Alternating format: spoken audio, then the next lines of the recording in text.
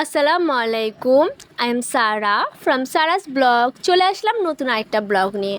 আমি আজকে সুন্দর করে রেডি হয়ে দুপুরে বের হয়ে গেলাম, বের হয়ে চলে যাচ্ছি আগ্রাবাদ জোজোস মেকওভারে। এবার তো আপনারা বুঝতেই পেরেছেন আমি পার্লারে এসেছি। এবার চিন্তা করতে থাকেন আমি পার্লারে আসলে কি করতে এসেছি। কোনো কিছুই করতে আসি না, আমি জাস্ট হলো ব্রাইডাল বুকিং দিতে এসেছি বিয়ের জন্য। আপনারা তো এখন বুঝতেই পেরেছেন কার বিয়ে হতে চলেছে। এবার চিন্তা করতে থাকেন, হয়তো আপনারা গেস করবেন যে আমার ফ্রেন্ডের, না আমার ফ্রেন্ডের বিয়ে না, আমার ফ্রেন্ডের প্রোগ্রাম হলে আরও পরে হবে।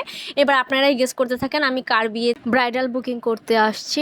যাই হোক, কথা বলতে বলতে আমরা চারতলা চলে যাচ্ছি। আজকে হলো কিন্তু অনেক শপিং করব, মানে অনেক কিছুই কিনবো।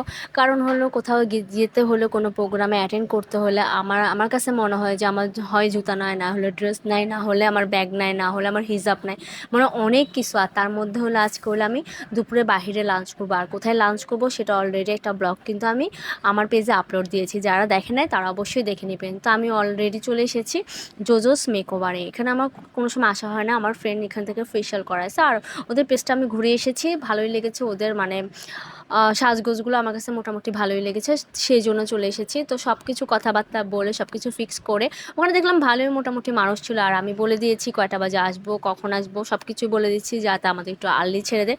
তো এইসব কথাবার্তা বলে আমরা বের হয়ে চলে যাচ্ছি হলো মার্কেটে।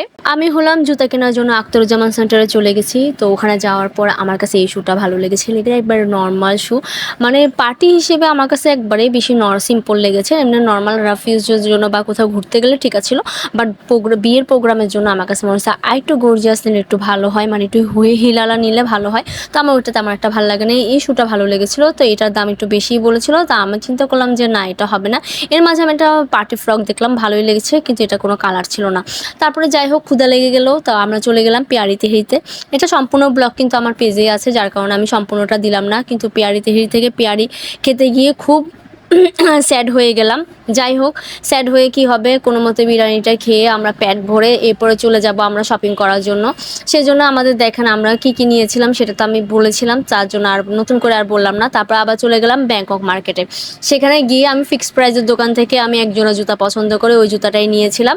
আমি কোন জুতাটা নিয়েছিলাম আপনারা গেস করতে থাকেন। আর আমি এখানে বারে বারে এক একটা জুতা পরে পরে দেখাচ্ছিলাম, লোকগুলো আমাকে অনেকগুলো জুতা বের করে দেখাচ্ছে। তো এখন আপনারা হয়তো বলতে পারবেন লোকগুলোকে কষ্ট দিচ্ছি কেন। আমি ওনাদেরকে বলেছিলাম, ওনারা বলেছে এটা ওনাদের কাজ, ওনাদের জুতা দেখানো। আমি তাও বলেছিলাম যে এটা বের করা দরকার না। ওরা নিচ থেকেও কতগুলো বের করে করে দেখাচ্ছিলো, বাট আমার পায়ে ভালো লাগছিল না।